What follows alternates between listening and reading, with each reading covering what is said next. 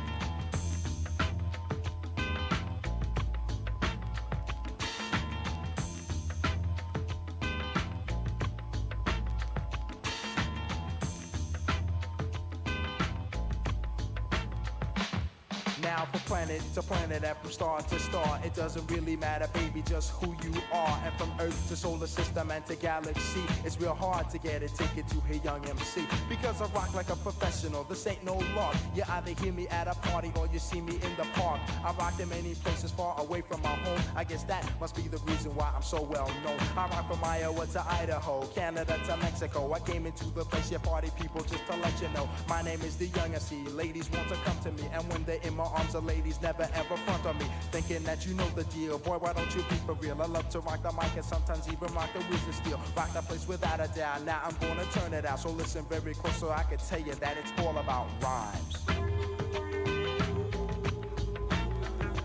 More rhymes. All the people, I'm the Young MC, and I got rhymes. Let me tell you something. Young MC got more rhymes. Now with a voice like this, I rock so well. But I'm not Prince, Lionel Richie, or Patti LaBelle. I'm not the Cars, the Pretenders, or the B-52s. My name is Young MC, and I'm the one you should choose. Cause when the music comes in, the beat starts thumping. And I'm the only man to keep the girlies high jumping. I'm the doctor on the mic, and yes, I'm so sure that all you need is one visit, then you'll be cured. Cause in the game of rap, I am the referee. When the others need help, they'll come to me. Like Judge Joe Wagner on the People's Court. My name is Young MC. Rocking on the mic is my sport, and now you know just from those 12 lines that a fella like me never falls behind. Cause I'm the cream of the crop and the leader of the pack. Once you give me the mic, you know there's no turning back. Because I got more rhymes than the other guys do. How you doing, Cut Class? Just playing a couple of tunes before DJ D comes on at 8 p.m. Because they're just a string, I'm the American flag. I got more rhymes than water seen by a sailor. More than husbands of Elizabeth Taylor. More than Babe Ruth, it's hit home runs. Yo, my name is Young MC, so go out there and have some fun with rhymes. More rhymes. I gotta tell you something, Young MC got rhymes. Party people, I got more rhymes. Bust it.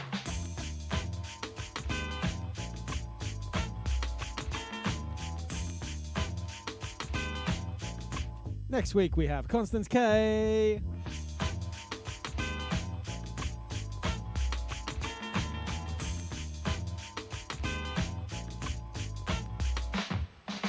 Rhymes. What are these things that I talk about? Hear them in the Walkman every time you wanna walk about. Never lost a battle in which I fought, and if rhyme was a crime, I'd never get caught. I had to go to college. Good evening, Constance. I only sleep with women cause I am heterosexual. Rock the microphone any place, anytime. That's why I had to write a jam and call it Got More Rhymes. Now as a consequence of this, I'd like to make some sense of this and tell the party people all the reasons that I sent you this rhyme. That I continue to say, school starts in September, graduation in May. And when I graduate, rhymes will keep coming. Girls try to flock and jock, but stop bumming. Cause I'm the kind of guy that you never want to toy with. And now you know that I'm talking about the boy with rhymes. More rhymes. I've just had a lovely message from Benny. MC, you are saying. But I'll wait till D comes on because we'll be talking about the 45 kids in the show. She got more rhymes.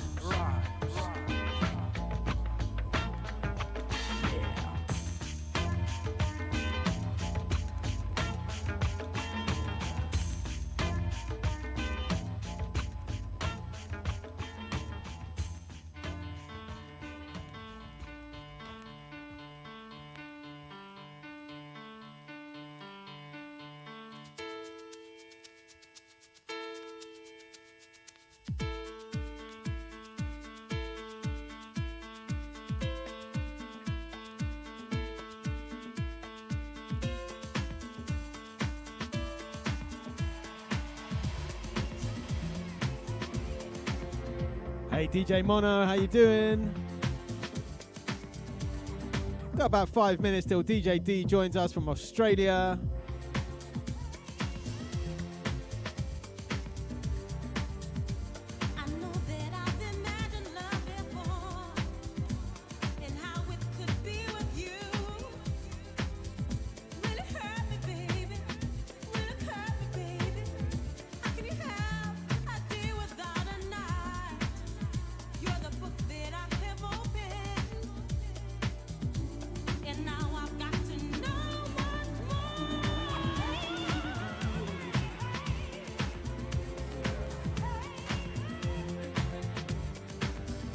Yeah, it's almost 7 a.m. in Sydney. Evening, Double P.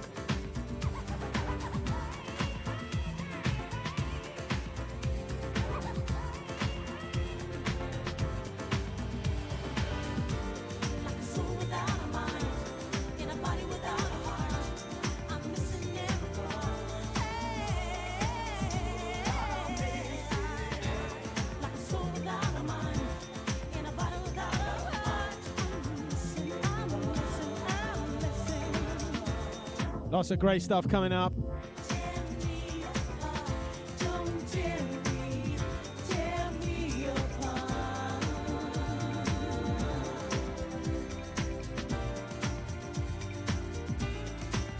Next Monday, part of my journey returns. As I said already, next Tuesday, Constance K is my guest.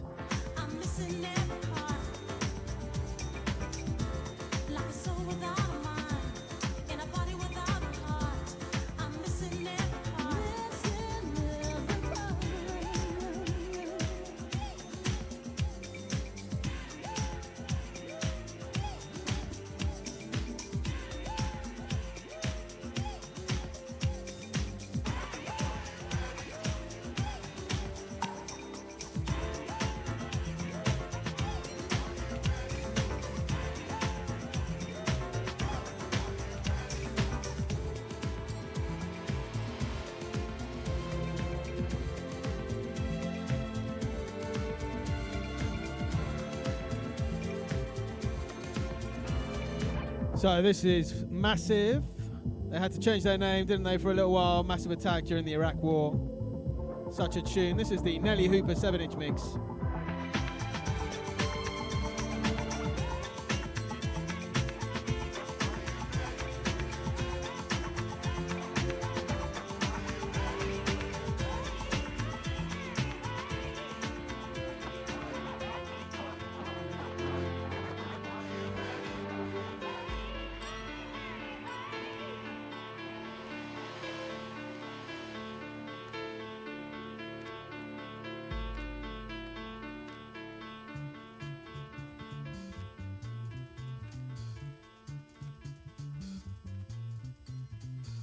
As I stand before you, I want you to listen to me well. As I stand before you, I want you to hear me well. You see, this our life, our lives move very fast. Our lives in this life, our lives move very fast. It's why we must face the government. Government must not waste our time. It's why we must face the government. Government must not waste our time. When government wastes our time, government wastes our life, brothers and sisters. It is 7 a.m. in Oz, and DJ D said she was going to go and get herself a big coffee. Waste our life. Black coffee, wake her up. If government not fit do their job, make them come out for their make them come out for their if government not fit do their work, make them give us electricity, make them repair all the roads, make them Femi Kuti, Papa. make them give us clean water to drink, to name a few.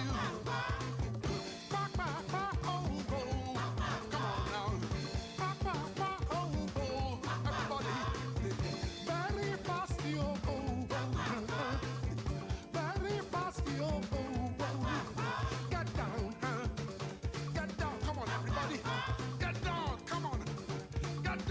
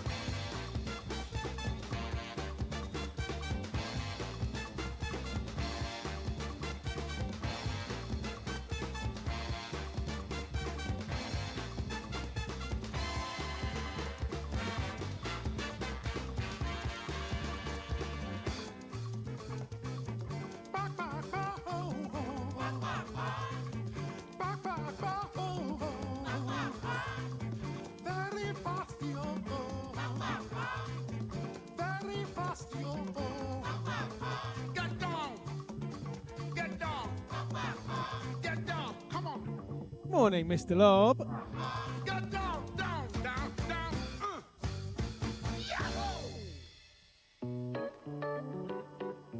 DJ D's just getting her black coffee, and then she'll be with us very shortly. And we'll get on with the show. All back to mine. And Mr. Lob is coming up on a show. I need to double check the date, which I'll do now.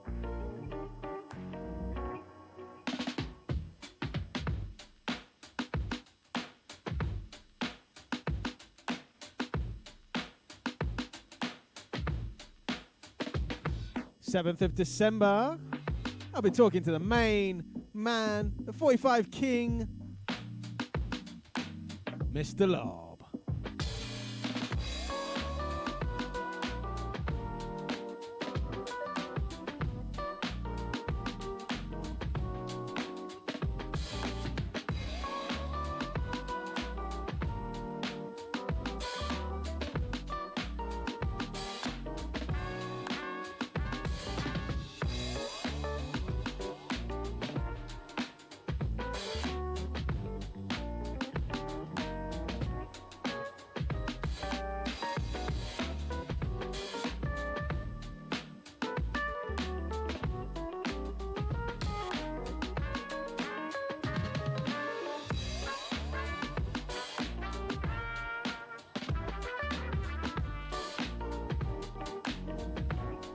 It's going to be a long show if we're playing 400 45s.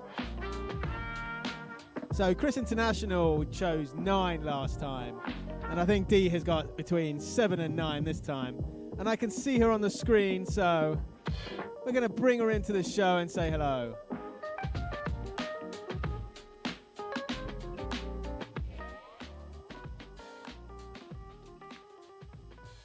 Well, it is Taco Tuesday.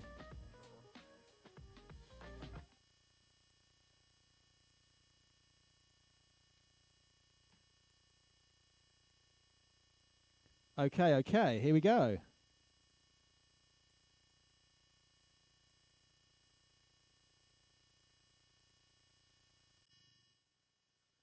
Okay, can you hear me, DJ D?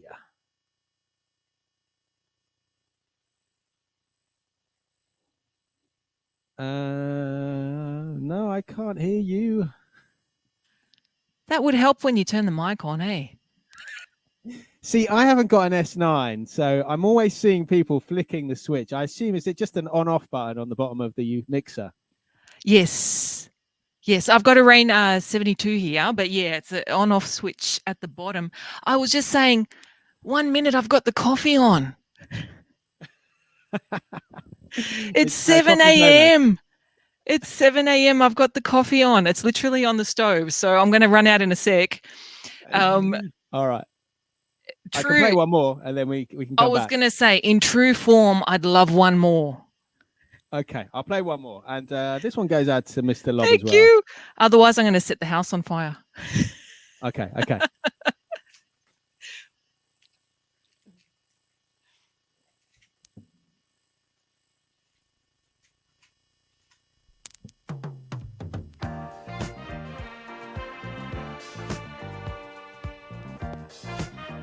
I know Mr. Lob's a big fan of Roy Ayers.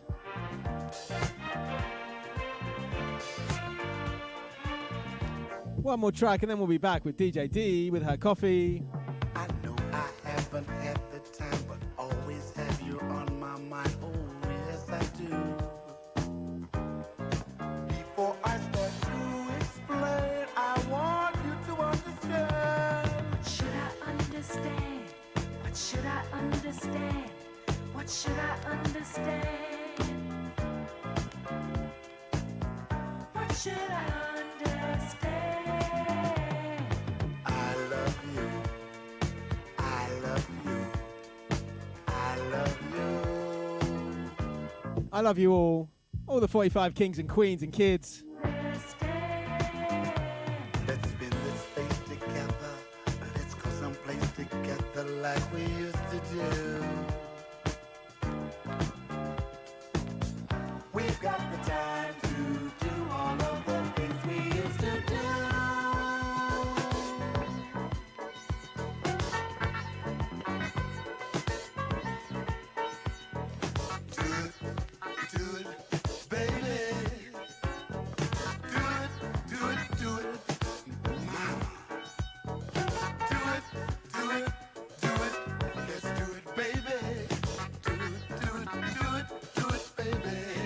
So are you, Mr. Lob. You're pretty smooth.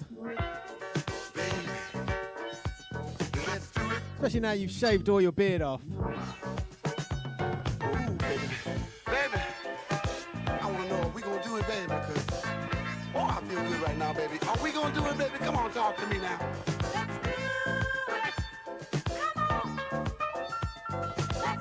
Oh, baby, let's love tonight and get it on now. Come on, say it again. Come on, say it again, I said. Don't be running away from me. Come on back here, baby. Come here, woman. Tell me what you want to do. Let's do it. Come on. Let's love.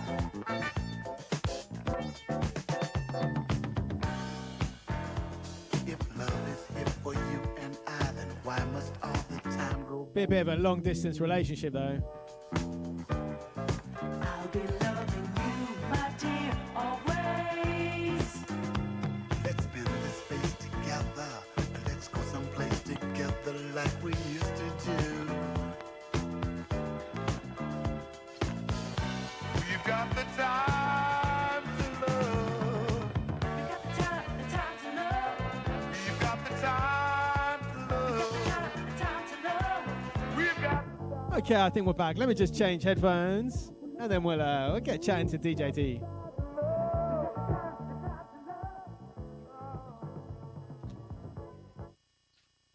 Okay. I think we're all right. Hey, Did you get your coffee? got it.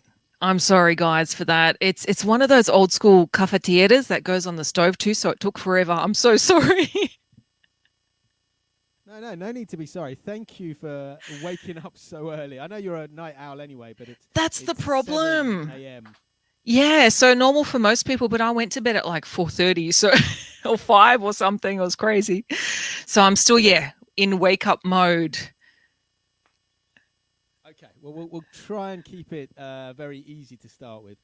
So this is all back to mind. The premise is that if I came to your house in Sydney, Australia, and said, play me some tunes or some of your choice sevens, and you'd play me 7 tracks, or maybe 9, depending on how many you got. And a bit of chat in between and a few questions. So the first question, an easy one. This comes from ZZ45. Awesome. She said that I needed to ask you, why are you called DJ D? That's a great question. Well, it wasn't always DJD. It went through a few phases. And funny, I stayed up preparing all these images and things to show you, but haven't had a chance to pop them into OBS yet. So does it still work if I drop them in while we're live? I think it should do. I'm just going to turn my mic up. Double P saying I'm a little bit low. I know we had a bit of feedback earlier. You all can Is hear that me a little bit okay? better? Yeah, you seem to be coming in through loud and clear. Am I okay Awesome. now? Yeah, you can try drop them in if you just share the screen, I think. As we go, I'll do my best. But yes, so originally I did my first gig in '88. I was only 10 going on 11, I think it was. Yeah, it would have been 10. And back then it was my real name, so it was DJ Diana. And then through high school, it was basically what I lived and breathed, all those house parties. And it was the days of, I guess, singles and vinyl only. And then the CDs came in a little later on. So, yeah, in those days, everyone called me D-Mac. And then the Mac got dropped after the 90s because, in the 90s it was cool to Mac. But yeah, later on it wasn't so cool. So I dropped the Mac and it became just DJD. So I've still got it on my high school jersey. And one of the things that ZZ45 said is that if DJ O was called DJ, you could be DJ. Well, hey, funny thing is that most actually people don't know DJ O's middle name is J. So together we are D and J, which wasn't planned. It just kind of turned out that way. And we're like, hey, one day we're like, that actually kind of works. Yeah. Big ups, DJ Constance. This is called Morning Voice. I'm still waking up. We've got DJ Constance on the show next Tuesday, actually. Oh, So, awesome! Looking forward to chatting to her. Right, well let's get into a track. So you've got 7 or so sevens. So if you want to tell us a little bit about this one, why you've chosen it, and then play like a minute or so, and then we'll have a chat about it. Let me pop it out of the sleeve. Now, this one I have had since it came out, and I believe it was 1988. Yes, 1988. So I've had it since then. Okay. I'll get the aerial cam on in a sec. If you can see it, Jazzy Jeff and the Fresh Prince. Parents just don't understand. Shall we talk first, or shall I just pop it on? Yeah, tell us about it. Tell us about why you like it, and then put it on and we can chat through it. Okay, well, we are talking 80s in terms of my musical journey beginning. So it was the time of the Walkman, and definitely cassettes is what was in at that point. So, this being 88, we would have had the Walkman for a few years already, and I wore the crap out of this LP, which was... He's the DJ, I'm the rapper. Now, I've got 3 of these behind me, as you can see. Sorry, it's not 45, but obviously the one that I'm going to play is. So this I wore out. Now, for those that know it, there is a track called Live at Union Square on the back. If anyone's seen me do my sets before, I do a lot of Transformer scratching. It's my favorite, and it all comes from my humble beginnings with listening to this on the Walkman and rewinding it a billion times, and then it almost snapping, and then getting the pencil out to rewind it and level out the tape, and even in cases getting the sticky tape to stick it back together.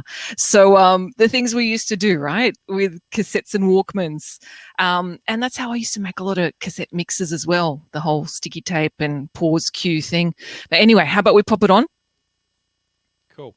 Put it on. I'm going to grab a water because I've forgotten to get some water. I need to stay hydrated. Okay, well, while you do that, I'm going to pop the track on, and I'm also going to see if I can sneak in some pics. Let's see. Cut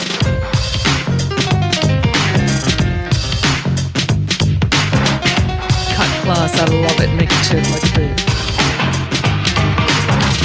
All right, you can hear that coming through okay?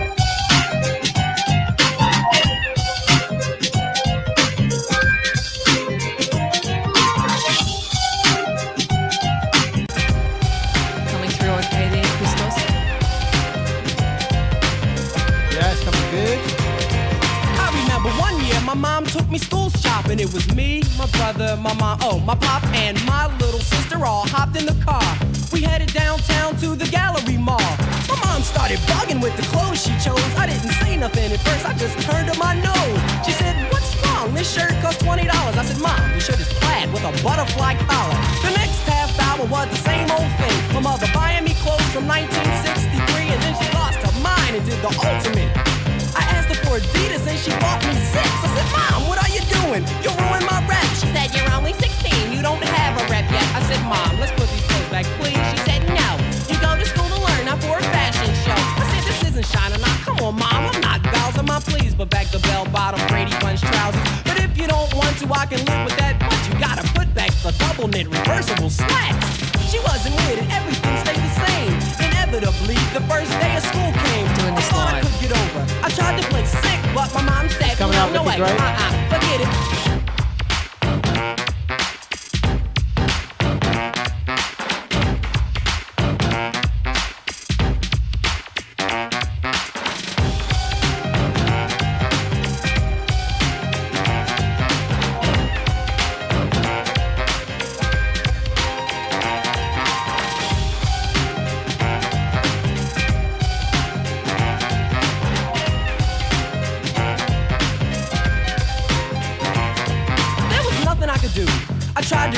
I got dressed up in those ancient artifacts, and when I walked into school, it was just as I thought. The kids were cracking up, laughing at the clothes Mom bought, and those who weren't laughing still had a ball, cause they were pointing and whispering as I walked down the hall. I got home and told my mom how my day went. She said, "If they were laughing, you don't need them, cause they're not good friends."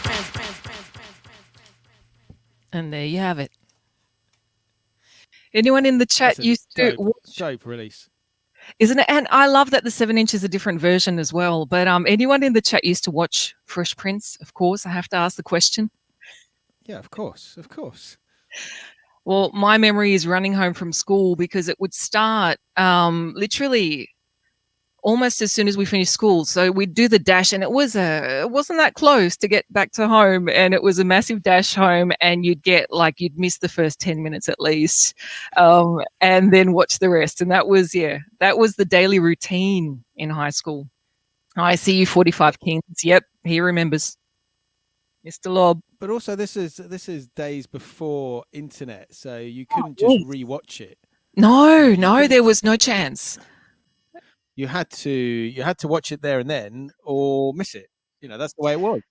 That's it. And there was no second chance, especially stuff from the US. It was pretty rare for us to get that over here back then too. So yeah, it was a real treat, and definitely one of my fave shows.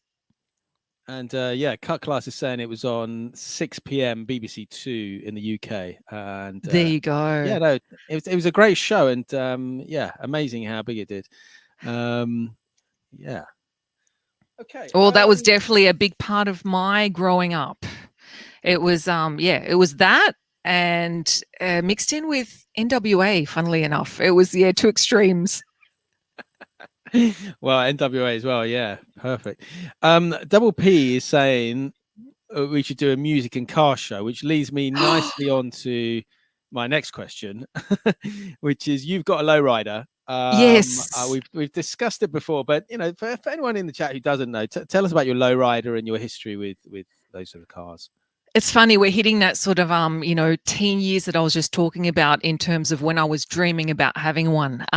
So it would have been early 90s, where things like, in particular, one video clip really comes to mind, which was Let Me Ride, Dr. Dre, Snoop Dogg. And that video clip came out, and I just remember the first time I saw it, I was like, wow, because there's all these aerial shots. And I guess in the 90s, we didn't have a lot of that sort of, cinematography going on in music videos anyway. Sure, it was happening in the cinemas. But in music videos, not so much. It was kind of like, the MC Hammers, you're in a scene and you're doing dance routines and with your crop tops and all that, so the baggy pants. That was kind of the 90s era, right? But we didn't have a lot of those aerial kind of, and when I saw that clip of and it was Dr. Dre's ride at that time. It was a 6.4, nice navy blue 6.4.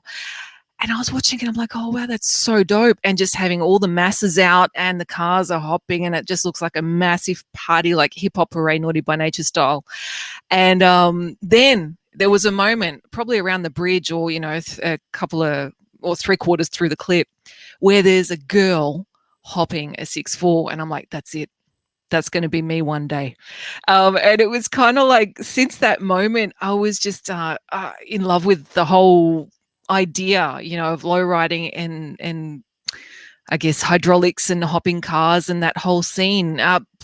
Prior to that, I'd always loved classic cars anyway, growing up in the fam, and, Dad always had some classics. So there was always a love already there.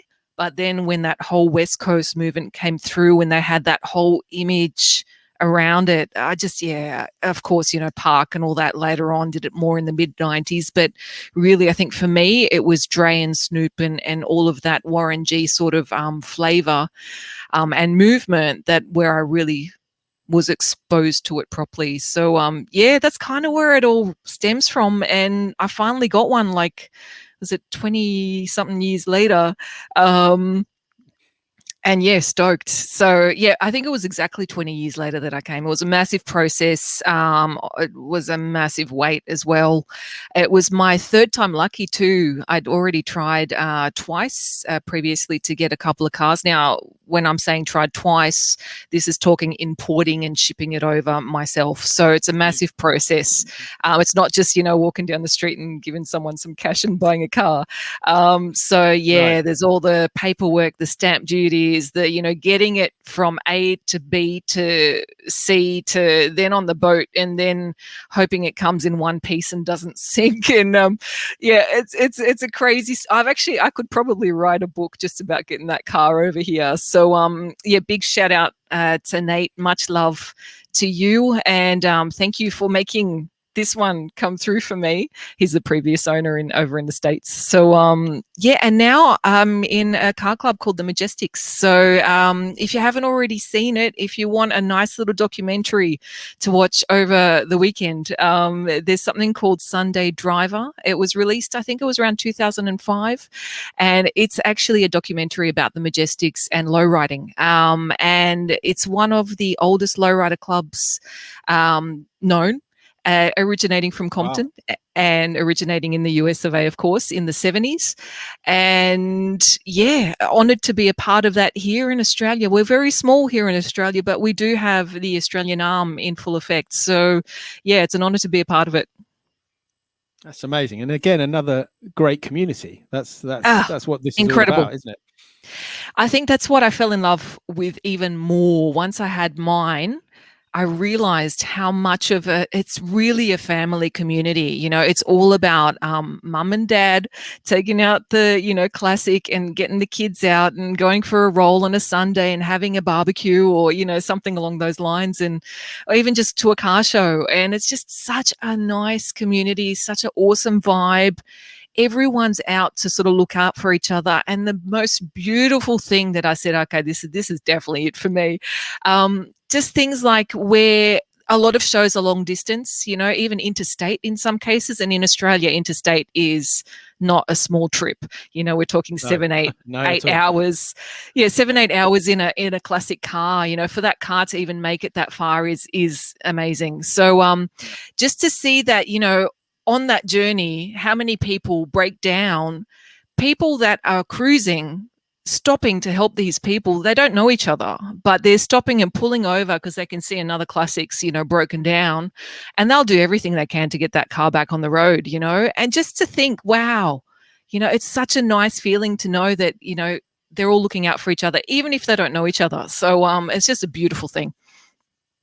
It's a bit like the camper van communities as well, isn't it? Because they sort of they break down. And I know Double P's got a camper van, but yeah. And, and obviously Rob's got a great old car as well. Yes, absolutely love it. A few actually. Double P as well. I think you've got a classic in there too. Let us know in the chat. Yes, and a big shout out to Real Mark Brown joining us. Oh, hey, Mark, what's up? Big shout outs from Australia. We could chat about cars all day, but let's move on to your next track. What have you got next? I actually can't remember. Let me have a look. We've got Mr. Lob's confirming it is a 63 Valiant, and he knows the breakdown feeling. And Double P's got a Triumph Stag. That's it. Hey, Mark. And yes, that's right. Mr. Lob. Excuse me, obviously still waking up. Haven't had my coffee yet, hence all the ums. But thank you, Mr. Lob, as well. Valiant is actually what my father used to have a few of those back in. His was in the 70s, though, I think, early 70s. Beautiful, beautiful cars, nice and big. So, yeah, definitely love the classics. So, yes, Just Neil, you got it in one. How did you know? He said, who do you heart, as in love? Yeah. Who do you love? So yeah, this is a special one for me. Obviously, one thing that I love to do on my radio shows is hit original samples, predominantly from hip hop and a little bit on the R&B side, but more so on the hip hop side. And this is one of my faves. And when I found out it was on Love Heart Wax, I was like, I gotta have this. So I said, hey, hubby, you want to get me a nice Valentine's Day present? Here it is. So, yeah, we managed to get it. It came through a little stuck on the plastic. You can see there's a bit of, unfortunately, the plastic kind of got stuck to the vinyl in the mail. So there's a little bit of that's a little sad. But it's still, if I do that, it looks amazing. And it's just such a dope track. Bernard Wright, if you didn't already know. And it is the original sample for many. First that comes to mind for me is LL Cool J, of course. So let me pop it on. LL Cool J's was the same title too, by the way. Okay, I'm going to grab a record as well and just show you in a second after this.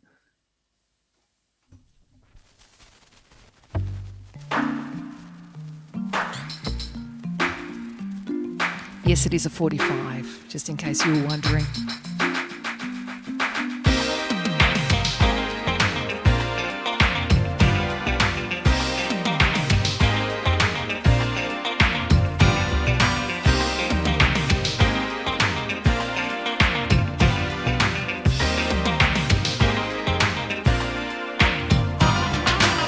Please let me make a true confession. I have never been in love before, but since you came in my direction, I've had a change of heart.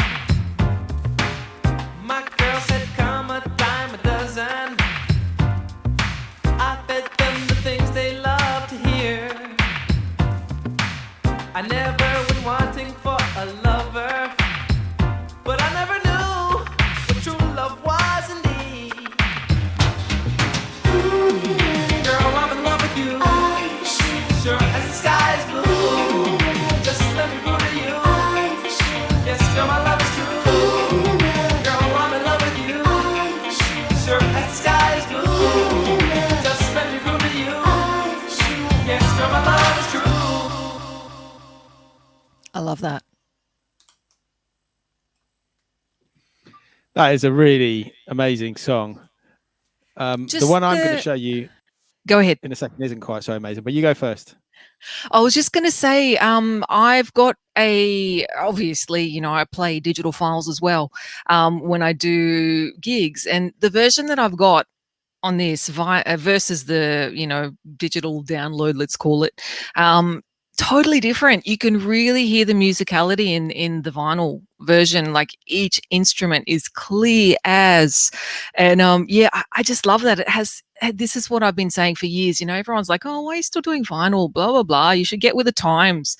How many times I've heard that, honestly, but you hear it, you feel it, and I think this is a great example of that, where you can really hear the musicality behind the piece. You know, so I don't know what they've done in terms of the mastering process or whatever, but it's definitely on another level compared to yeah, a lot of other vinyl that I have. So an interesting one for me.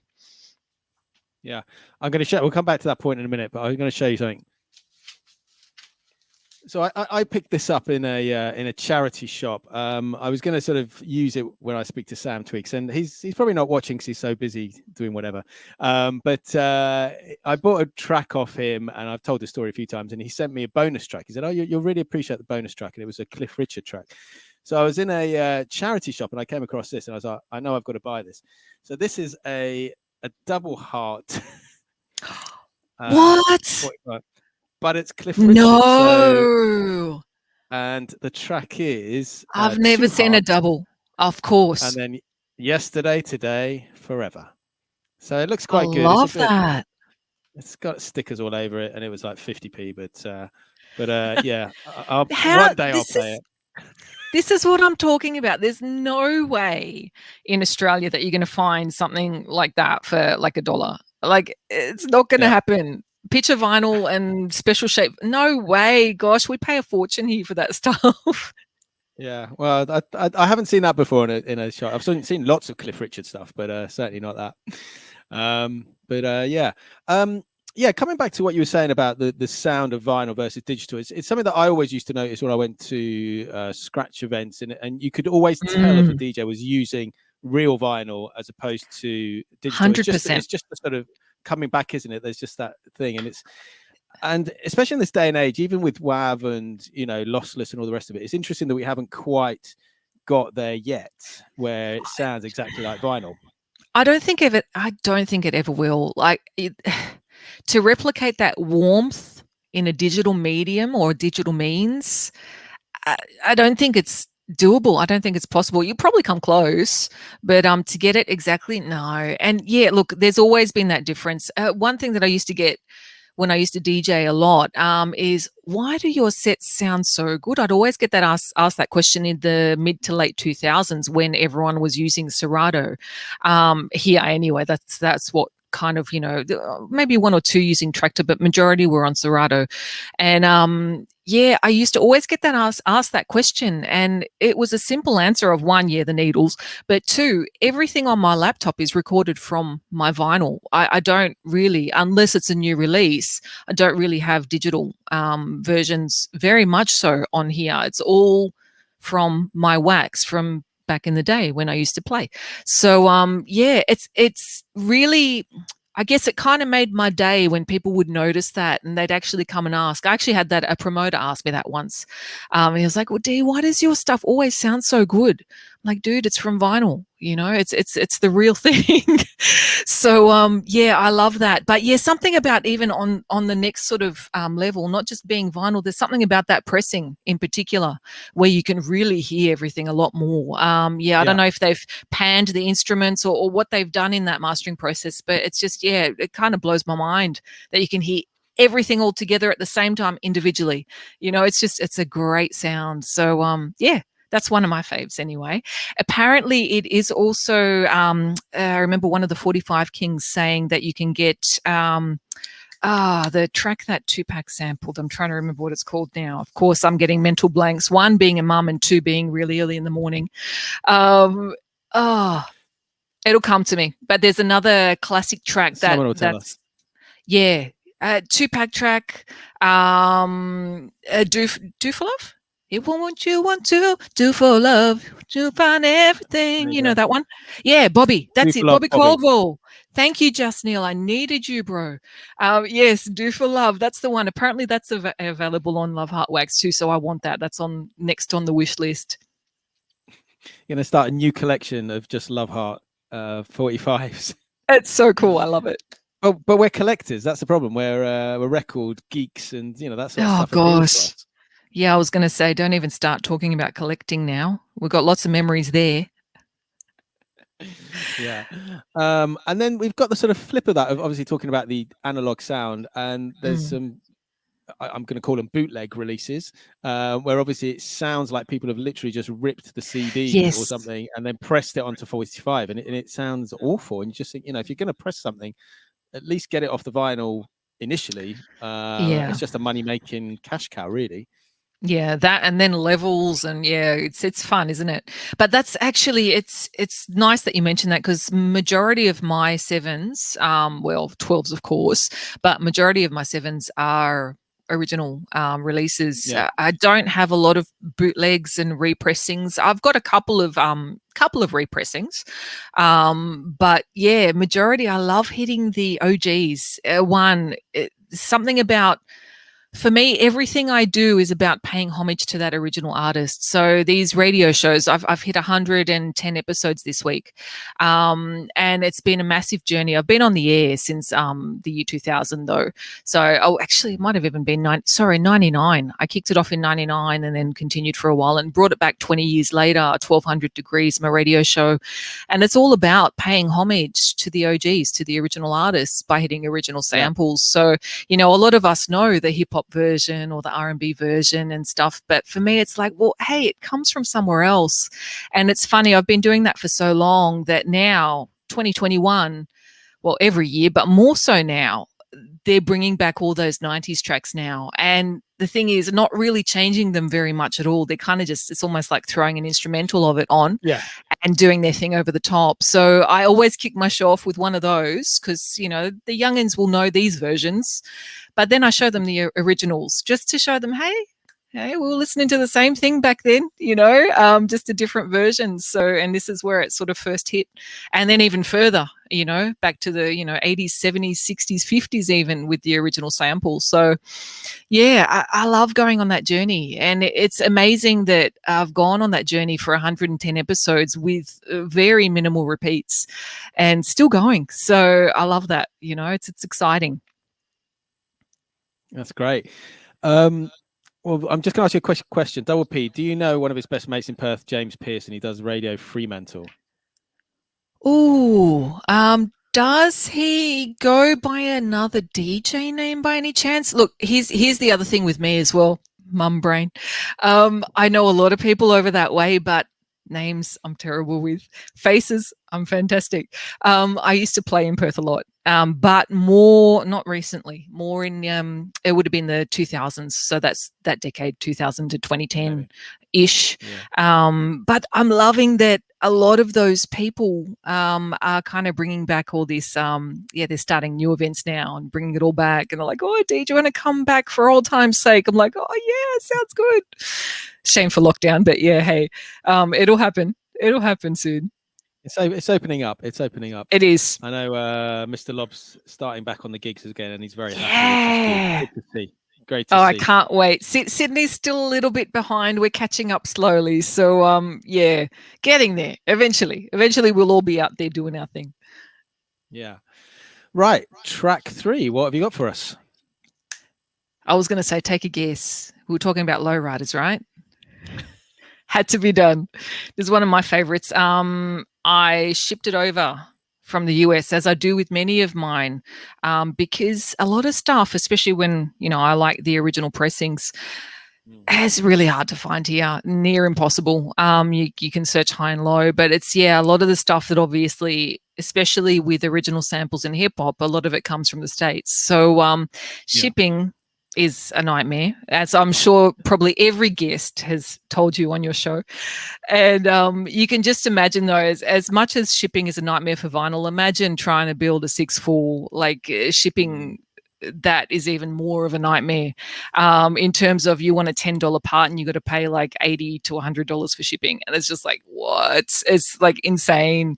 So I could have probably had 2 6/4s by now. But on that note, we are going to hit some Zap, one of my all-time favorites, with more bounce. Let's Classic. go. I'll see if I can get some footage up.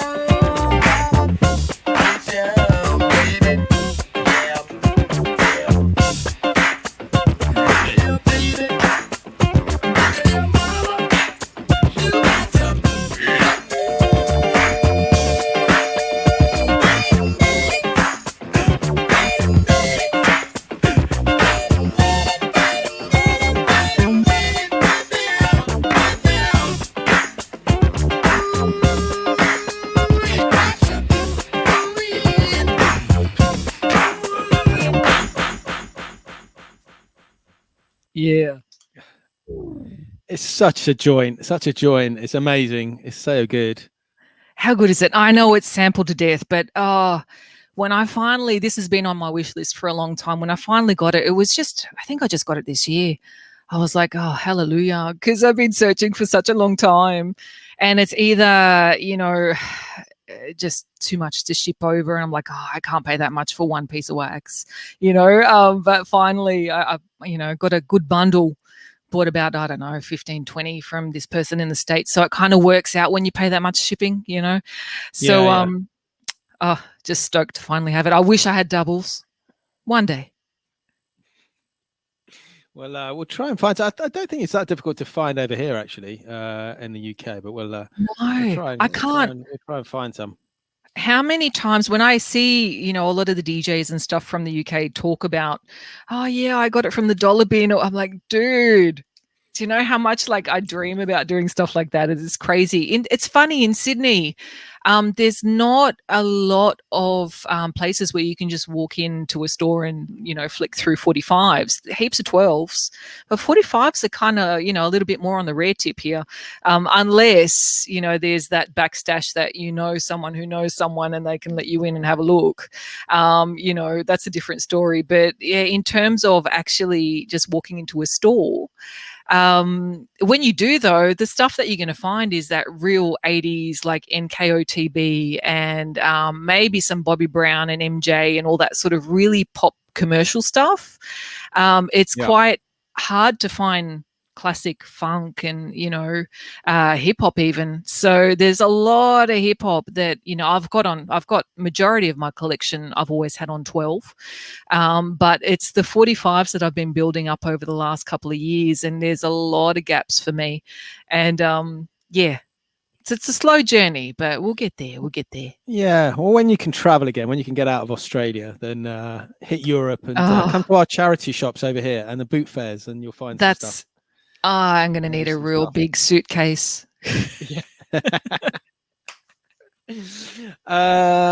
Before we just move on to the next one, I don't think you've got it set up, and I didn't warn you about this, but tell us a little bit about the DMC. I think it was the 2020 entrance you did, because you built your decks and you made them bounce like a lowrider, didn't you?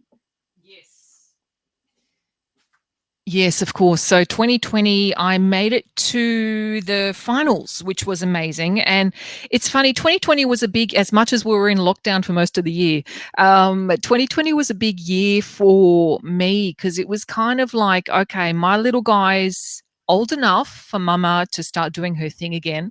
And I'd had a break for such a long time. So he's 5 now. So last year would have been 3 going on 4 when I said, nope, it's time for DJ D to make a comeback, because it's been a few too many years off. As much as I've always had the radio show, that never stopped. But this is really where I come from, and this is what I've always done in terms of, vinyl, DJing, gigs, that sort of thing. So 2020 was kind of like, I wonder if mama can still do it. I wonder if we can still, in this new age, make an impact and still do my thing in a way. So it was really, what's the word? Not uplifting, but really trying to see if I could still do it in this day and age so many years later. And this is really where my journey for 45s took another level. Like, I've always had 45s. I didn't have a massive collection. It was quite small. And funnily enough, the first vinyl that I would have touched was 45s as a toddler. But it's something that I'd only maybe sneak in live sets, 2 or 3, and the rest was on 12s, because we used to hit a lot of those remix labels back in the 2000s, especially on the R&B hip hop tips. So so it was kind of building those two things up for myself, and also coming back into the DMCs. The previous time I'd entered was in 2005. I came 8th in Australia in the finals. And then in 2020, I was lucky enough to make the finals. That was one massive thing already for me. And then to make the finals, and I guess some people were calling it almost like a third place. I was chosen by Pioneer to receive an endorsement. So amazing, yeah, so that's kind of like, that was just like, all right, yes, I can still do this. I can still do what I love. Because, you know, there's all these things that go through your head after being a mum. Like, one, yeah, you got to look after the little guy, not much time to practice and do all these things. And yeah, just also, you know, am I too old for this now? Is this still going to work? So yeah, happy that that came and kind of affirmed my hopes and dreams in a sense. And then, yeah, in the finals, I wanted to just come up with something crazy and do something different. And that was making the turntable hop. I haven't got so it cool. I haven't got it connected, but I might be able to turn things on before. I don't know if the battery's still got charged. That's what it runs off a battery, so I'll have to check that. But basically, you flick a switch and this turntable will go up and down. And yeah, someone in the chat, was it Funky Flavors? I think, big shout out to you. He mentioned he saw the vocoder. So I've got a talk box.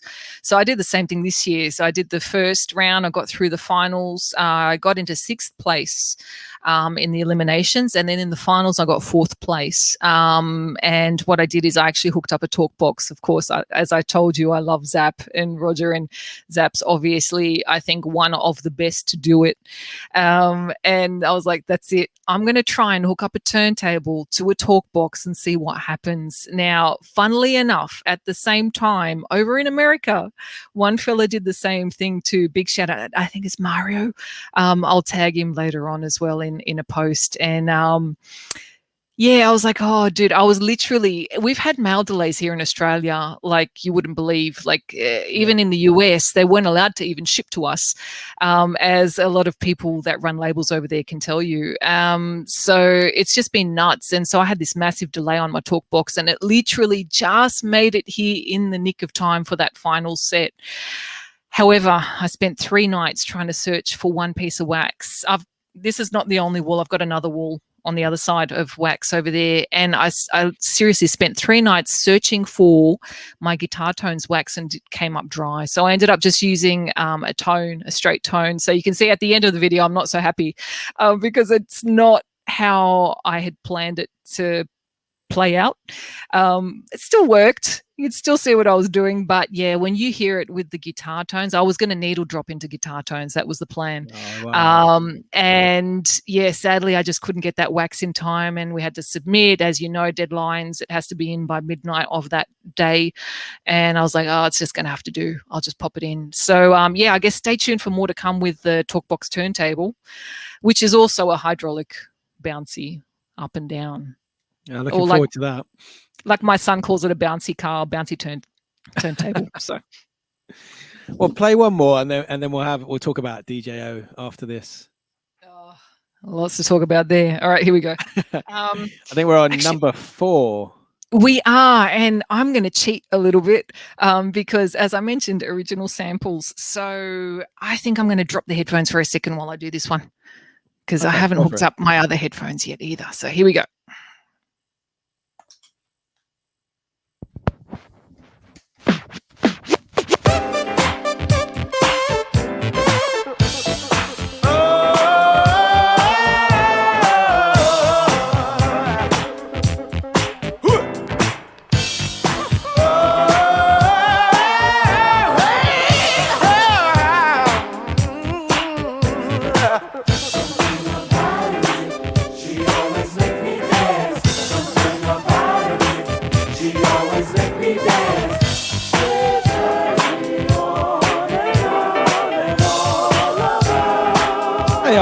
Partisan.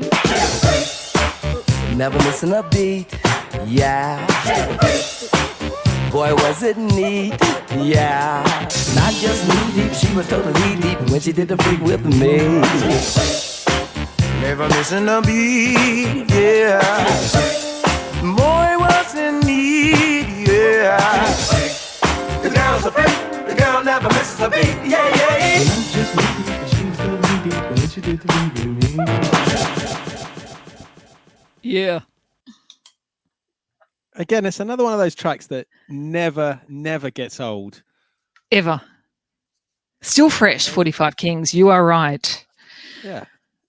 And of course, sampled by De La Soul, as you heard right there. Me, Myself, and I is probably my all-time favorite De La track.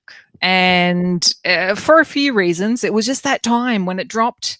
When was it? It was late, like 89, was it? It must be Let's have a 89, look. I'd say, yeah. I'm guessing 89. Oh, of course, it doesn't say it. It's on the wax. It's probably got to very say it small somewhere. writing. Yes, 89. I got it right. Yes. Yeah, it was just that time. And it was really kind of, you know, where hip hop was at around 89. It was just sort of changing sounds. And I loved that. One, I love daisies. So when they did the whole daisy age thing, I was like, yeah, that's cool. I even remember doing, you know, the tapestries. I had a tapestry on the wall of the daisy age with a daisy, and like, yeah, I was absolutely De La fanatic. And it also comes from, actually, I'll tell you that story in a minute. I'll pause on that story. But obviously, Funkadelic. I love Zap. I love Funkadelic. You know, they're two of my faves in terms of funk. That song is just hype. Like, how can you not get hype listening to that song? I know it's sampled by like a billion gazillion people, including, like, I think even Bobby Brown sampled it. Like, it's sampled by so many, but I don't know. For me, it's always the originals. You can't go past the OGs. So again, paying homage all the time with that one. Yeah. Well, it's just amazing that I mean, you're playing the 89 sampled version of it, and then the OG goes back even further than that. And it's, we talked about this before. It's amazing that we're playing music that's, you know, so old, but it's still so fresh now. It's so fresh. 1979, baby. Yeah, exactly. 79. I was four. I was four then. I don't think I was listening to that then, but I was four. I was one. I'm going to say hello to a few people in the chat, actually. But go ahead, please. Scotty Boy, we've obviously got Mr. Lob, Double P, Constance, Benny Goggs, Artisan Fartisan, we've got Slim Ruthless. Who else have we got in here? Cut Class, Funky Flavors. Thank you for joining us so far. We're 4 tracks in. He's got good. 3. I wasn't sure if you can. I wasn't sure if you're going to count. I wasn't sure if you were counting the last 2 as 2. Well, we'll count that one as 1. We'll count that as 1. If I mix them in, it's just 1, right? Yeah, exactly. It's so hard to pick 7. Well, yeah. I mean, it's I think Mr. Lobby's coming up next month. Has said he's got about 400 lined up. Scotty Boy's showing his age here because he's saying he was 15. Oh, go Scotty Boy! Legend. He's still a dope DJ and has got loads of amazing tunes. Scotty Boy, what was it like? Because, you know, a lot of the lowrider scene, again, you're in the UK, aren't you, Scotty Boy? A lot of the lowrider stuff was really popping in the late 70s. And that's, you know, sort of what I just came in to see. Anything out your way that was happening back then? You know, being 15, you'd be out and about, I imagine. I think Scotty Boy was into a slightly different scene back then. Maybe like David Bowie and that sort of. But that was way cool.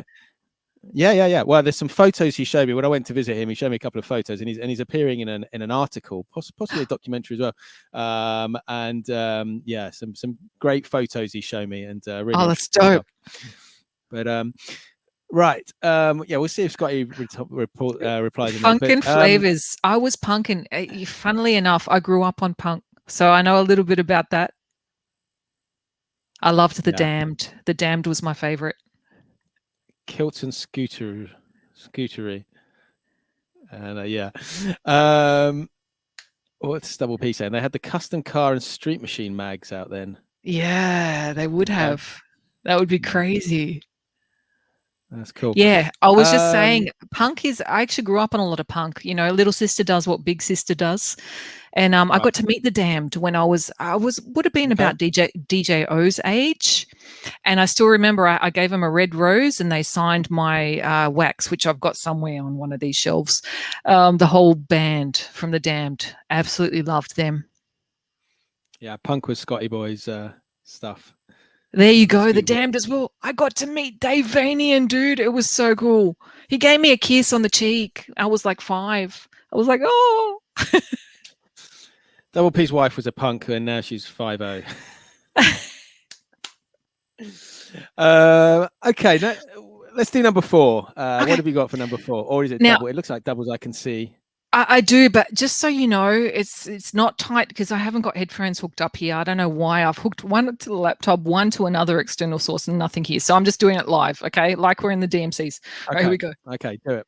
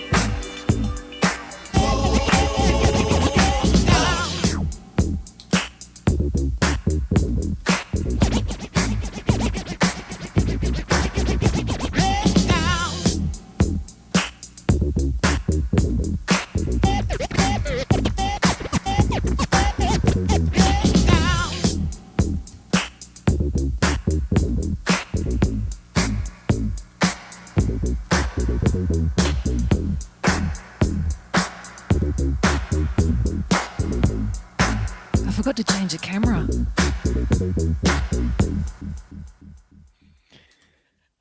We could see what you're doing. That was dope. Without any headphones as well.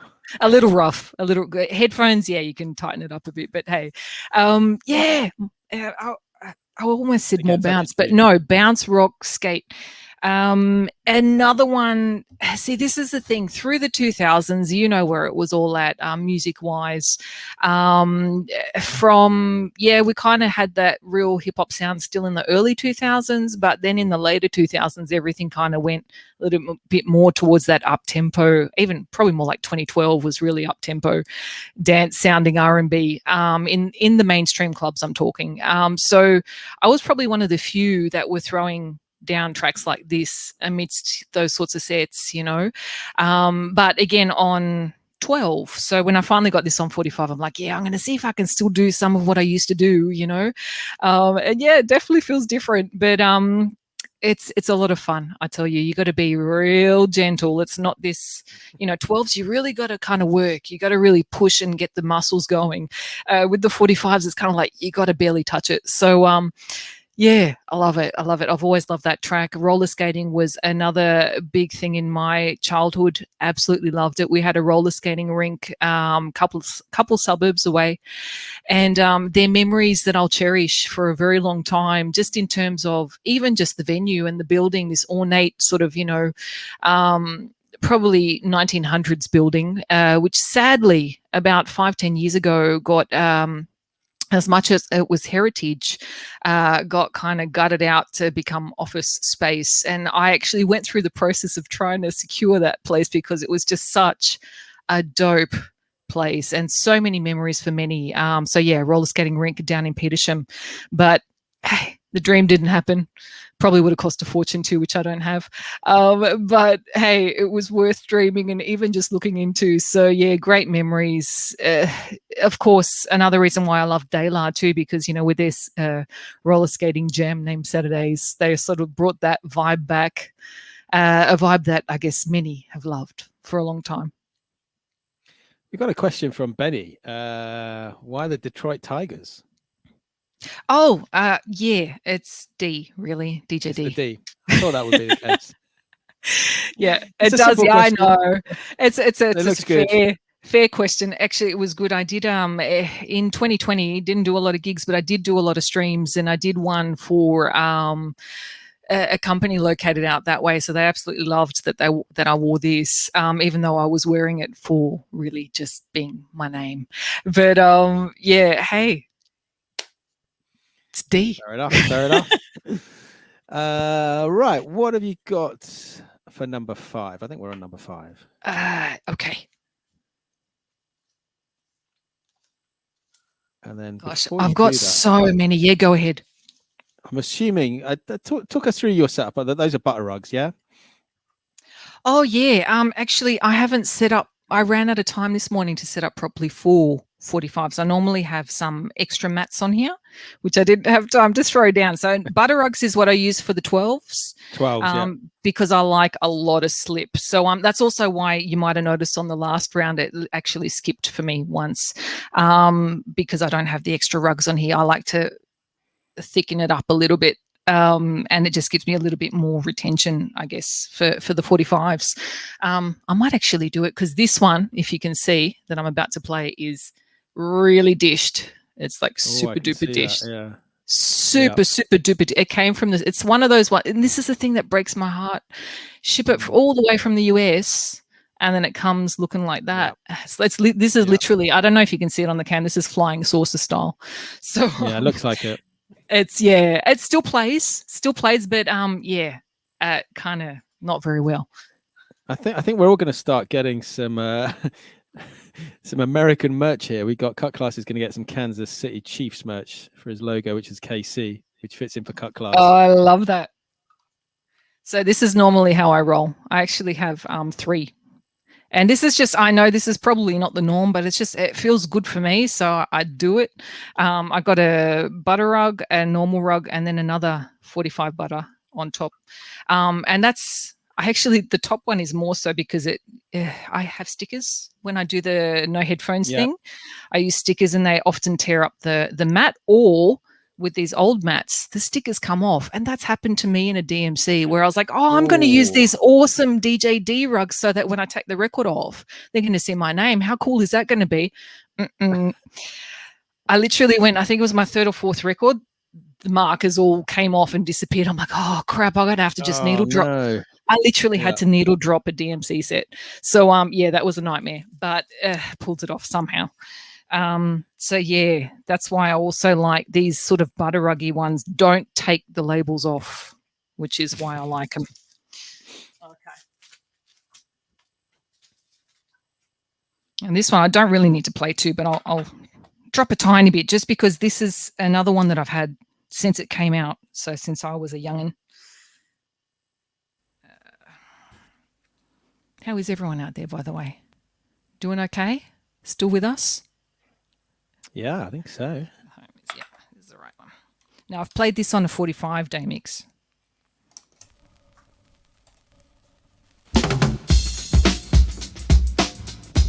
It's actually the next one that is my jam, but this samples it. Hence you're hearing both.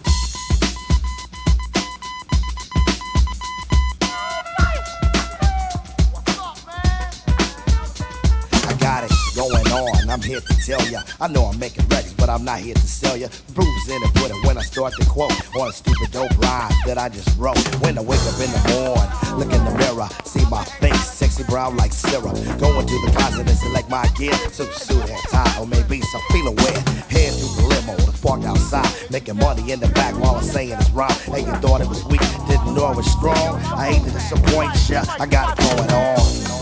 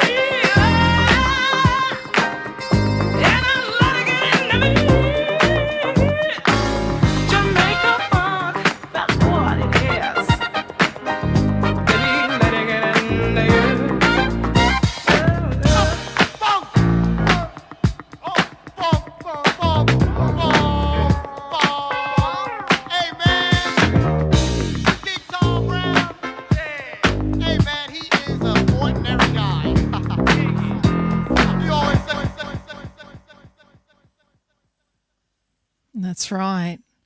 Some Jamaica funk. Another Stone Cold classic. I think pretty much everyone loves that. I know there's a few people who think it's a played out, but I love it. I love it. I play it, and I love it I'm too. pretty sure everyone in the chat is big fans, and I know a lot of them play it. And Benny Goggs mentioned that Indie Mix dropped this. I think it was at Constance's party earlier this year.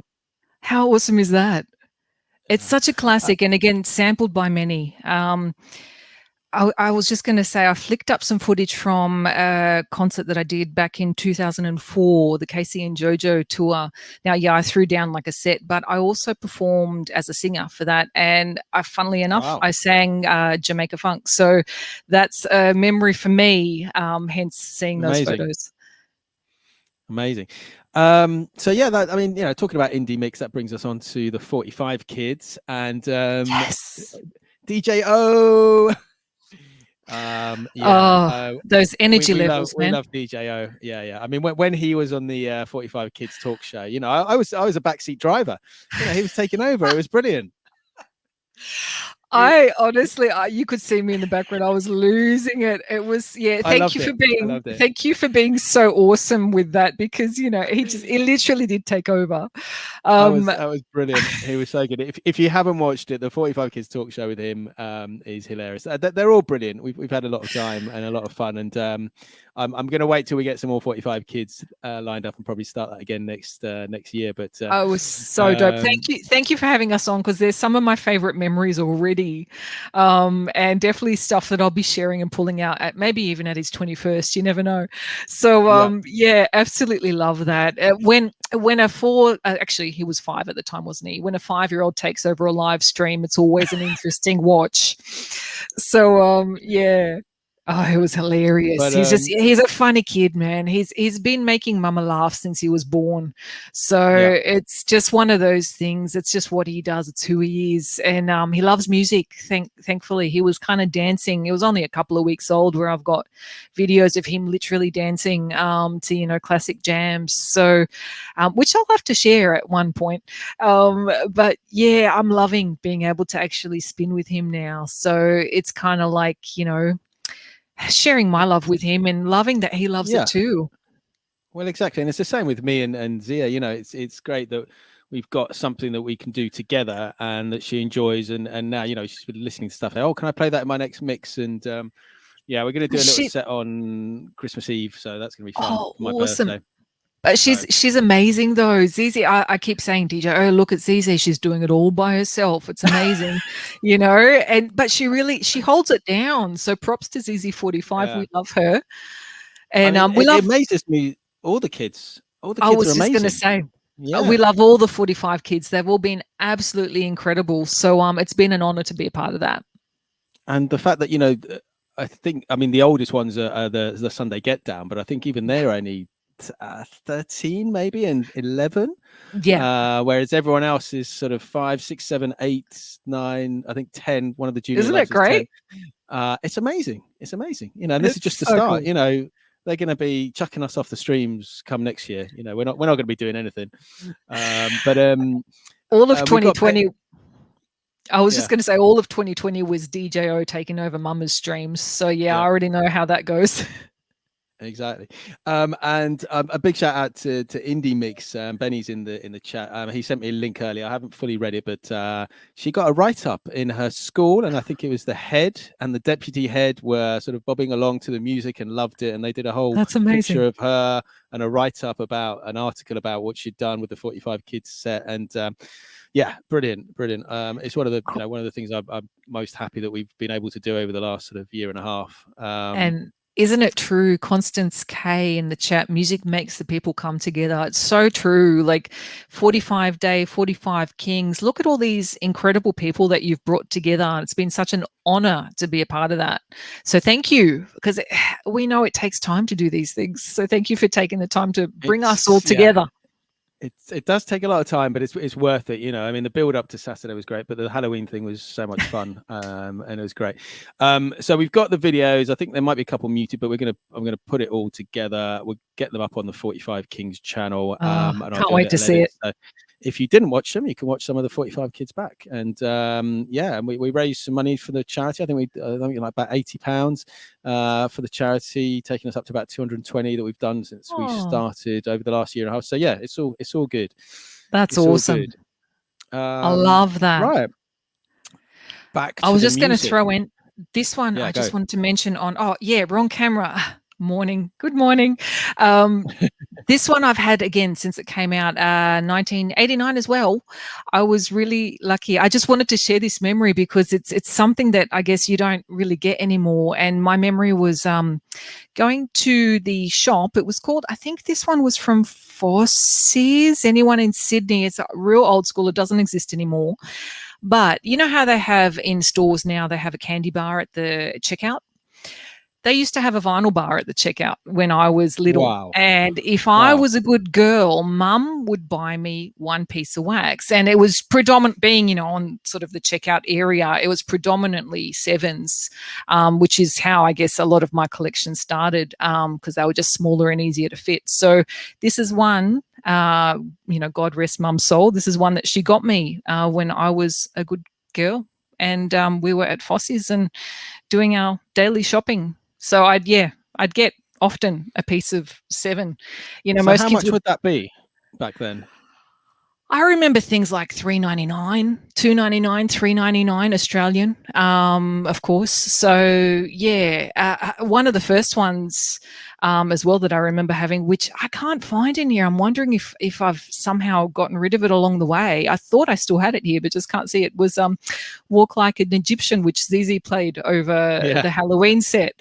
So that brought back memories too, because I remember that was one that Mum bought me too, the Bangles. So there was some interesting ones, and we played you a special one too, Criztoz. I don't know if you got to hear it at the end. I think so. You'll have to remind me though. I know someone in the chat appreciated it. Some stutter rap. Yeah, stutter rap. Yeah. That was seriously. The lyrics in this are gold. If you just have a listen, this was huge when it came out. It's Morris Minor and the Majors, isn't it? I think. Yeah. I'm not sure they did anything else. I don't remember anything else. That's the only one I remember. But yeah, that was probably not. But No Sleep Till Bed. Yeah, No Sleep Till Bedtime. Yeah. So that's why I thought it'd be good because DJ's name is actually Brooklyn. So I thought No Sleep Till Brooklyn, No Sleep Till Bedtime, which is both of the songs I used to sing when he was a baby because Mama got no sleep. So yes, some classics in here. Exactly. Scotty Boy really is showing his age. Sevens were 24p when he was a kid. I don't know how that compared to everything else. I think I remember going into Woolworths, and they were about 99p, I think. Then that's crazy. I've bought records since secondhand, and they've come with a Woolworths sticker for 99p. Obviously, they're not 99p anymore. But I love that. Yeah, that's just how they were. Cut Class said he had the 12, and they had a TV show. Oh, did they? I don't remember a TV show. Did it last very long, Cut Class? Honestly, the lyrics in that track are just gold. You listen, it's hilarious.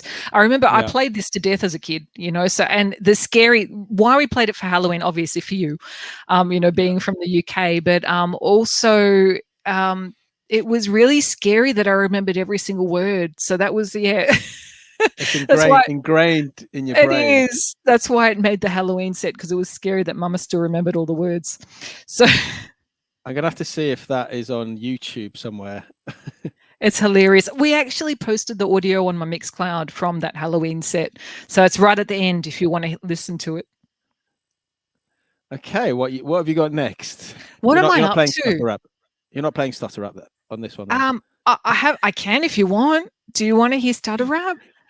I don't know. Anyone in the chat? What you want to hear it? Since we're talking about, okay, maybe not. Let's go with what you originally picked out. Oh yeah, we'll keep it for the Halloween set. What number am I up to now? I think we're on 6. So one more. Two more. Okay, all right. Oh wait. Oh, and then they do want to hear it. They do. Yeah. Okay. Let's put it on. Okay. Okay, let's do it. And yeah, Funky Flavors. It has got a little bit of a Goldie Looking Chain vibe to it. I don't think it's the same people because obviously Goldie Looking Chain are Welsh.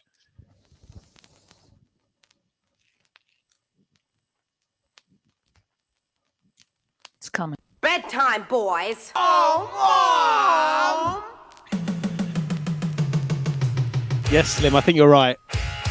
Now, hey there, people, won't you lend an ear? 'Cause I've a story to tell, And I'm telling it here. I was born in a town in the great UK. From a baby To a boy, to a man today. and I'm a musical man. And I'm a man of verse. But I got a little problem and it's Getting worse.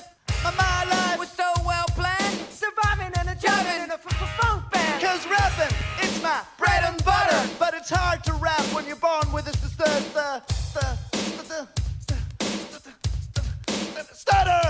Well, no one's ever seen what I mean. From the age of 13, we've all been caught in a mousetrap.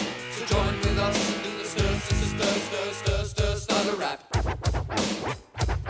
Well, it was 82 when I joined the boys. And I was hip and I was cool. But now I lost my poise. The kids are fans are starting to doubt. When you open your mouth and Nothing comes out.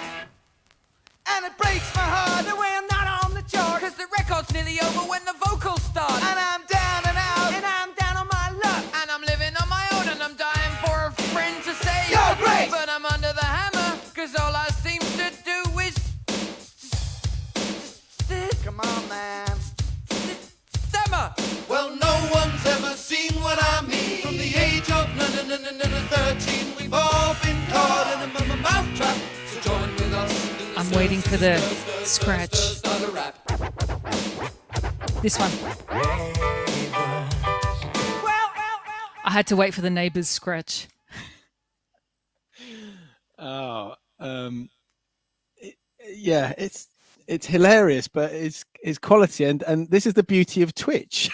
You can play whatever you want, and For those Yeah. just tuning in, aren't you glad you just tuned in? this isn't what DJ D normally plays. But it is what Brilliant. I grew up on, so there is some Exactly. truth It's all to about- it. It's all about the memories, and obviously the neighbours as well. You know, we all used to watch Neighbours. Certainly, I did. You know, when back in the UK. Obviously, here in Australia, yes, very much so. I can't remember. I was talking to someone about it the other day, and I think is Home and Away still going? Is it I think, still look, going? I don't watch it, but I believe it is. Yeah, I mean that is crazy, but and yes, better than Cliff Richard. Don't worry, I'm not going to play the Cliff Richard track, but yeah. Let's get back on the program. What's your sixth 7 that you've chosen? I'm going to drop it, then let's talk. Okay.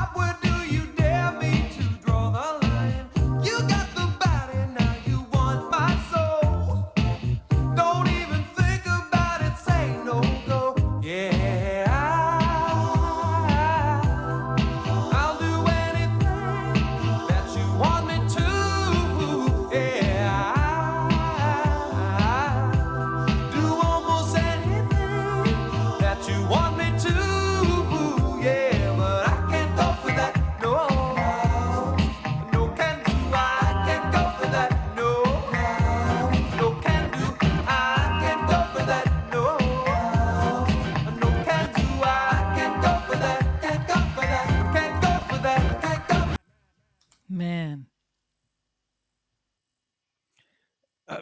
Everyone's absolute classic. Yeah, and- I've talked about this one a few times before for those that have, looked into the 45 Kings interview and whatnot. But this was the first 45 I ever really started to scratch with. So it keeps popping up. 1989 once again. Yeah, that was a golden age, wasn't it? They do say about the golden age of hip hop, and I think it was with Lady Melza we were talking about it. The fact back then, obviously, they could sample whatever the hell they wanted. This is it. Really made a huge difference to the hip hop now there's still lots of good hip hop. There's lots of bad hip hop, but I think back then most stuff that was released was really good because it had this filter to get through, and obviously, yeah, it's lasted the time as well. That's the amazing thing. It has, and yeah, that's definitely another one of my De La again. I know, I'm sorry, but I absolutely love it, and it's again because this is kind of where my, I guess, DMC journey in a sense began, with this 45 and on a turntable that you're not really meant to scratch on. So yeah, I did what I could. This was my sister's and the turntable was my brother's, and I probably killed them both, but hey, I had a lot of fun doing it. Well, you're going to start somewhere, and look where you are now. Well, It's true, and I've still got it. exactly. Thanks, sis. Yeah. But yeah, the original sample as well, Hall and Oates. I had to throw them Yeah. both down. Sorry, I'm being cheeky and sneaking in the two. No, that's cool. Just the lyrics, if you've ever listened to the lyrics of that track, it's just it still rings true today. It's literally a track that they wrote, and it speaks about a lot of people automatically think it's relationship based or love wise, but it's actually they're talking about the music industry and saying that they can't go for that because all the dodgy deals and stuff, as many of you would know, the sort of journeys that a lot of artists, probably more so back in the day, used to go to. They're probably still going through it today. And just, the poor deals that were dealt to a lot of, humble artists. So, the lyrics. Artists, yeah. Listen, if you didn't already know that, listen to the lyrics again when you get a chance. And, you'll start to see that track in a whole different light. Cool. Right, I've got two more questions, and you've got one more 45. These are two from Zizi, but I'm going to ask one first and then the other one at the end. Zizi wants to know, why do you like streaming? Oh, good question. Do you know, it wasn't a personal choice to start streaming. It was, there's obviously in every scene, there are a few people that hold it down. And, a couple of legends from back in the day that used to hold down the Sydney scene here asked me to hop on their stream. And I was like, oh, bro, like my laptop is from like 2010 and like, I don't know if it's going to handle it. And it honestly was 7 weeks of trying to just make stuff work. There's something about as well the 72 where the audio just wasn't coming through. So anyway, 7 weeks of me messing around, and those that have seen my social media, like my Instagram, for example, you'll see like 3 laptops daisy chained together, and like, everything's a massive daisy chain in here.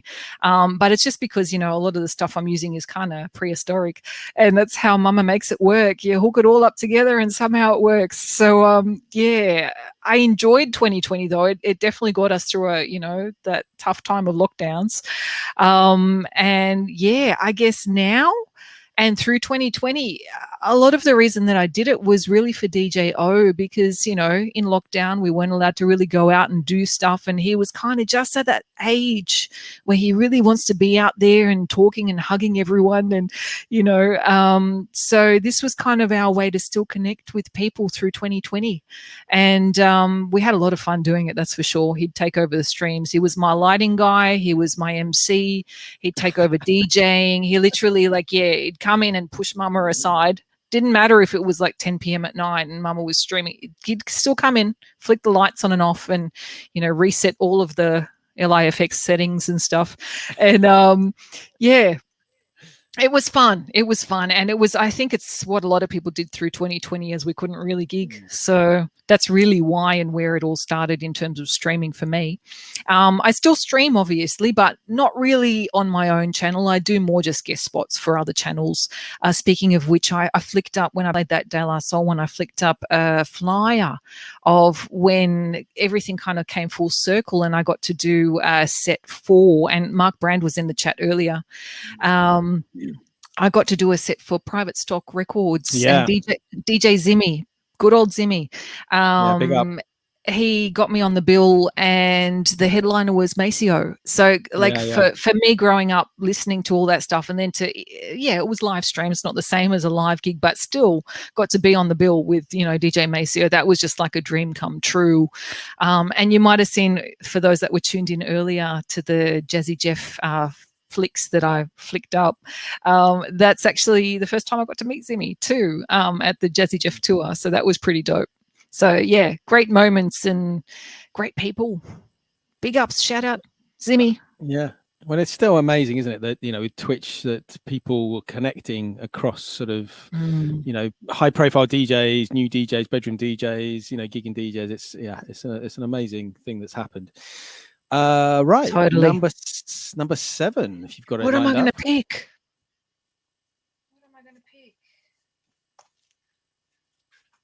Okay, I'm gonna let you. No, I'll pick. I was going to say I'm gonna let you pick, but I might as well throw this one down. I thought you're the guest. You pick. I've lost count, but I'm going to throw this down anyway. Here we go.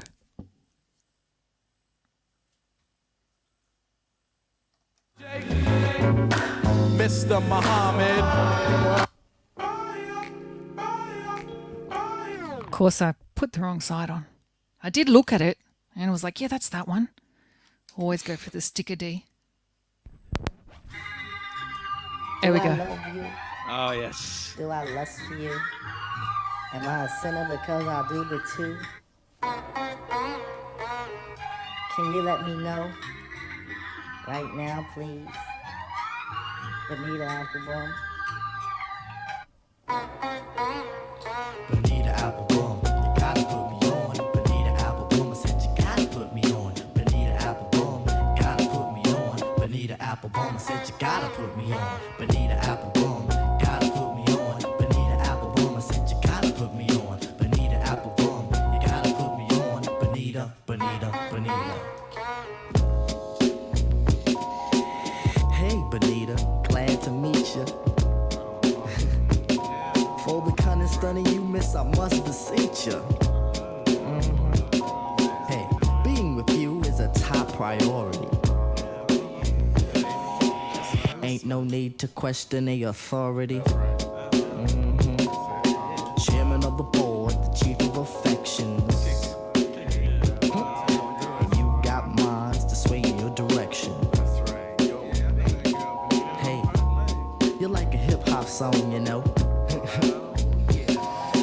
Bonita Applebum, you gotta put me on. Bonita Applebum, you gotta put me on. Bonita Applebum, I said you gotta put me on. Bonita Applebum, you gotta put me on. Bonita Applebum, I said you gotta put me on. Bonita Applebum, you gotta put me on. Bonita Applebum, I said you gotta put me on. Bonita Applebum, you gotta put me on. Bonita, Bonita, Bonita.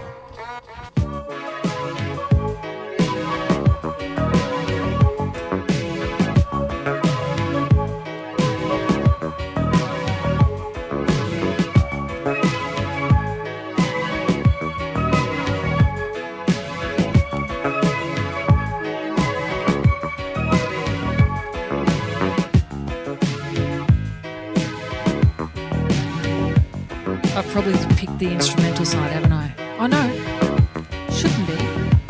Sticker was there. The long intro.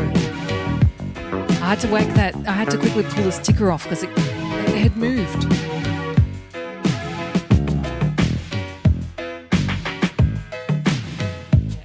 It's instrumental. Why did I mark the instrumental side? I must have used it for something back in the day. Yes, Carly Simon. You all know what it is.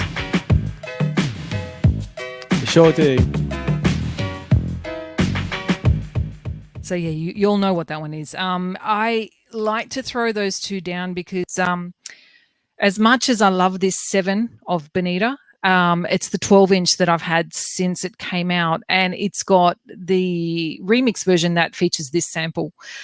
So that's why I always like to hear like to hear some Carly Simon when I play that one. I wish I actually had that remix version on 7. I don't know that it exists. Anyone in the chat, if you've got it, let me know. I don't think it's on. I don't think it's on the one I've got. No. I've got I think I've got a 7, but I don't think it's got that remix on it. And maybe someone in the chat will tell us. But on to the last question, and maybe the hardest question that ZZ45 has asked. What is your favorite 7 out of the 7s you've played tonight? Oh, that's real tough. I told her it'd be a tough question. I almost said stutter rap, but that wasn't part of the 7. I think that was my favorite, just for quality entertainment purposes. I have to say Knee Deep. I know it's played out and I know all of that, but you know what? It's just a track that whenever I hear it, I'm ready. I'm ready to party. I'm there. I'm already there before that song started. You know, if you know what I mean. And then when that comes on, it's like, woo. So, yeah, I'm going to go Knee Deep Funkadelic. Good choice. That's my favorite 7 out of those. Right, I'm gonna play you a track and then tell you a little bit about what's been coming up, and then we'll find someone to raid to. But thank you so much. But anyway, we'll chat a little bit in a second. I haven't got the right headphones on, so hopefully this works.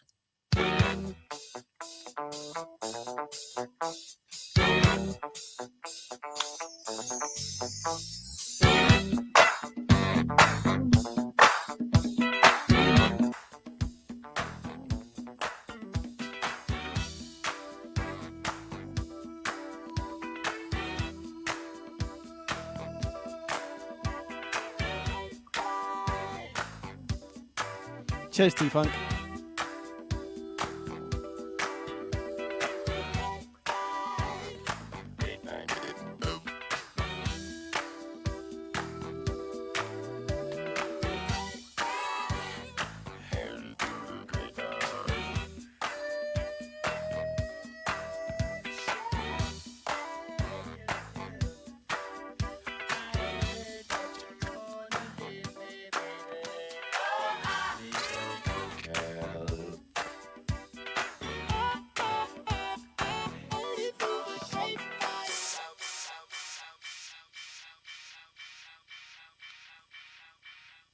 Okay, so that was for you. One of my faves. Right, so let me just sort this out. Hold on. Okay. Zap. Right. Oh, love Zap. Just going to show you a couple of things that are coming up, and then we'll have a very quick finish off. So let me add that in. So we have on Thursday night, 45 versus Compactos. It's gone very quickly. Coffee and Donuts on Saturday morning. Decal, My Therapist, T2 Funk, Sideshow Mall. Ace of Raids on Saturday. Mark Lancaster, Funky Flavors, DJ Woody, 45 Day Me, Sideshow Mall. And then Part of My Journey is back on Monday night with Decal and Simon Specific, Frankland. All back to mine with Constance K next Tuesday. Looking forward to talking to her. And then we have Coffee and Donuts again the following week. Myself and Fat Wax, Mark Lancaster, Kida Man, Enzo Pietanza. And then all back to mine the following week, 2 weeks' time, with Chrome. And so I'm really looking forward to chatting to them. And then a new 45s versus singles. We're going to Spain, myself and Sideshow, Yera Flavor, and Funky Chef. But yeah, so lots coming up. Right. So if anyone wants to catch you, when are you next playing, or when are you next me online? I have no idea. Best thing is probably hit up my Instagram. I tend to put everything out that way. Of course, on most social networks, DJD1200. So the letter D, the letter J, the letter D, 1200. And honestly, like there's so much going on. I actually can't remember what I've got coming up next, but definitely hit me up there. Obviously, the radio shows. So I run weekly 2 radio shows, and they are 2 of the first all mixed DJ mixed vinyl radio shows of the nation, which was amazing on the CRN. Which is the national network. And one is me in the mix for the first hour. The second is guests such as 25 THC and many of, some of you might also be in the chat. It's definitely Mr. Lob. We've had in the mix called 1212. So yes, we are talking 45s, I know, but 1212s is a special project that we have, had the luck of turning into a radio show that goes national each week and gets replayed on other networks thereafter. together with 100 DJs from around the globe, creating a mix from 12 of their 12-inch vinyl records. So if there's anyone in the chat that wants to, hit me up. Love to have you on as a guest. And we are at mix, I think, 57 now. So we're just past the halfway mark, and we've been going since last year. So it's been amazing. And some of the mixes that have come through have been incredible. Big ups to everyone that's gotten down. Some of the guests we've had on have been phenomenal as well. So yes, thank you. It's crazy how much this project has kind of taken its own form and just ran with everything and grown into this, mega beast of 100 DJs creating mixes from their pre-loved or still loved records. So yeah, loving everything we do, or everything I do is, keeping vinyl alive in some way or form. So thank you for still, being out there, all of you in the chat, because things like 45 Day and 45 Kings really reaffirmed that, real vinyl is still alive and well in 2021, and that's a beautiful thing for me. Yeah. Right, we can't. Thank you again, and we'll talk again in the green room afterwards. But we can't go tonight without saying rest in peace, Del. Sad news. Unfortunately, Del fought bravely. But unfortunately, we had the sad news today that he'd lost his battle with cancer, and I know a lot of people really supported him, and we've all got, hopefully the 45s for him. But yeah, sad news. But yeah, rest in peace, Del. And yeah, that's life. That's life. Okay. 2021 has delivered in many ways, sadly, in this way. Rest in peace. Yeah. Fly high. Yeah. Right. We're going to set the raid going.